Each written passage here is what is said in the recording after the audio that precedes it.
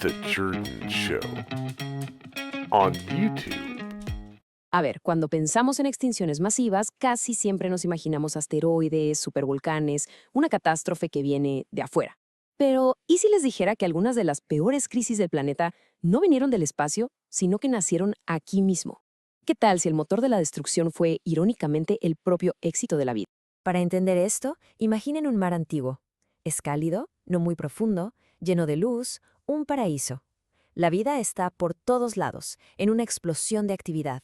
Las redes alimenticias son súper complejas, el sistema entero parece una máquina de productividad infinita.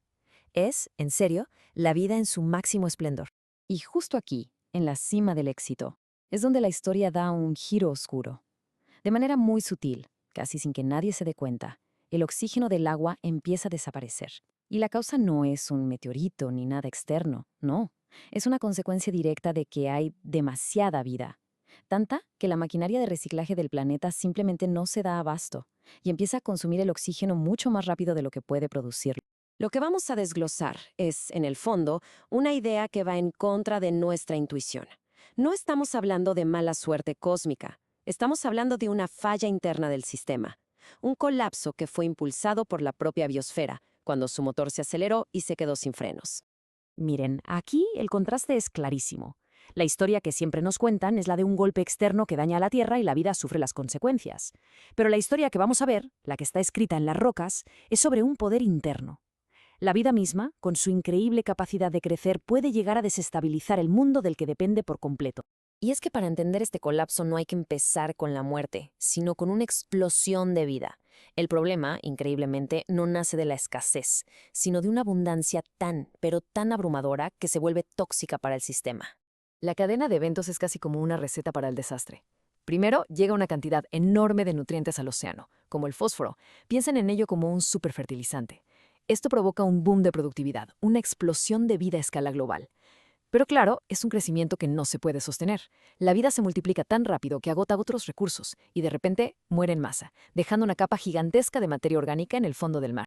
Y aquí está el punto clave de todo. La vida es una fuerza que construye mundos, sí, pero cuando su crecimiento es tan masivo que supera la capacidad del sistema para procesar sus desechos, esa misma fuerza se convierte en el problema. La escala de vida y muerte simplemente desborda toda la maquinaria del planeta. Ahora vamos a ver cómo esta abundancia se convierte en una verdadera trampa mortal.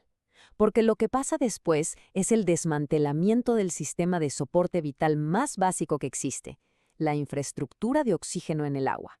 Toda esa materia orgánica que murió se va hundiendo. En el fondo, los microbios descomponedores se dan un festín, pero este proceso de descomposición es voraz y para funcionar consume oxígeno. Al devorar todo el oxígeno disponible, crean zonas muertas, zonas anóxicas que empiezan a crecer desde el fondo hacia la superficie, ahogando prácticamente todo a su paso. La anoxia, para ponerlo simple, es la asfixia del océano. Transforma un lugar lleno de vida en un desierto silencioso. Las zonas donde se puede vivir se encogen y las cadenas alimenticias que necesitan oxígeno, pues, simplemente se apagan. No es una muerte explosiva. Es más bien como un apagón silencioso y masivo del sistema. Y justo cuando parece que no puede ponerse peor, la historia se vuelve todavía más oscura. Porque el sistema no solo falla, sino que se queda atascado en ese estado de falla. Se activan ciertos mecanismos químicos que se refuerzan a sí mismos, creando un círculo vicioso del que es casi imposible salir. Si la anoxia, o sea, la falta de oxígeno, dura mucho tiempo, el sistema puede caer en un estado todavía peor, la eusinia. Sin oxígeno, otros microbios toman el control. Y estos, en lugar de respirar oxígeno, respiran sulfato. Y su desecho es sulfuro de hidrógeno, un gas súper tóxico para la mayoría de los seres vivos. Entonces ya no es solo que falte el aire, el agua misma se vuelve un veneno. Bueno, ¿y qué es lo que mantiene al sistema atrapado en este infierno tóxico? La respuesta es un ciclo de retroalimentación muy poderoso que tiene que ver con el mismo nutriente que lo empezó todo, el fósforo. Esto es fascinante, de verdad. Normalmente, el fósforo se queda atrapado en los sedimentos del fondo del mar, fuera de circulación. Pero cuando el agua se queda sin oxígeno, la química cambia y ese fósforo se libera de nuevo al agua. Este fósforo extra vuelve a fertilizar la superficie, crea más vida, que luego muere, se hunde y alimenta la descomposición que consume más oxígeno. O sea, el sistema alimenta su propia enfermedad. El punto aquí es que una vez que este ciclo se echa a andar, el sistema se queda bloqueado. Ya no necesita un empujón de afuera para seguir en colapso. La propia biosfera se encarga de mantener activas las condiciones que la están destruyendo. Es un autobloqueo. Y sabemos que esto pasó porque la Tierra, digamos, guarda los residuos.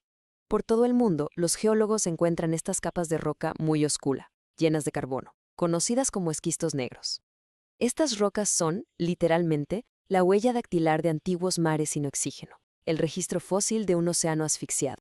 Con el tiempo, después de millones de años, la vida logra regresar. Pero el proceso es increíblemente lento, y el mundo que emerge de esas cenizas es completamente diferente al que había antes. Esta gráfica muestra una asimetría brutal. El colapso del sistema puede ocurrir en, digamos, 100.000 años, que en tiempo geológico es un parpadeo, pero para que la diversidad de especies se recupere, pueden pasar unos 5 millones de años. Y para reconstruir la complejidad de un ecosistema funcional con todas sus partes trabajando juntas, eso puede tomar hasta 50 millones de años. Romper es muy rápido, reconstruir es desesperadamente lento. Y hay que entender que recuperación no significa volver a lo de antes. No es como darle rebobinar a una cinta. Después de estas extinciones, las reglas del juego cambian para siempre. Por ejemplo, en los mares, se pasó de un dominio de animales fijos, como corales, a un mundo dominado por animales que se mueven. El planeta se reconfigura por completo. Así que, si hay una idea central con la que debemos quedarnos de todo este análisis, es esta. A veces, la mayor amenaza para la vida no es que falten recursos, sino un exceso de su propio éxito. La capacidad de la vida para crecer sin control puede, en ciertas condiciones, rebasar la capacidad del planeta para sostenerla. Y esto nos deja con una reflexión final. Siempre pensamos en la biosfera como una fuerza creadora, la que nos dio el oxígeno que respiramos, pero también hay que verla como un motor tan potente que sin los frenos correctos tiene la capacidad de sobrecargar y desmantelar los mismos sistemas que la hacen posible.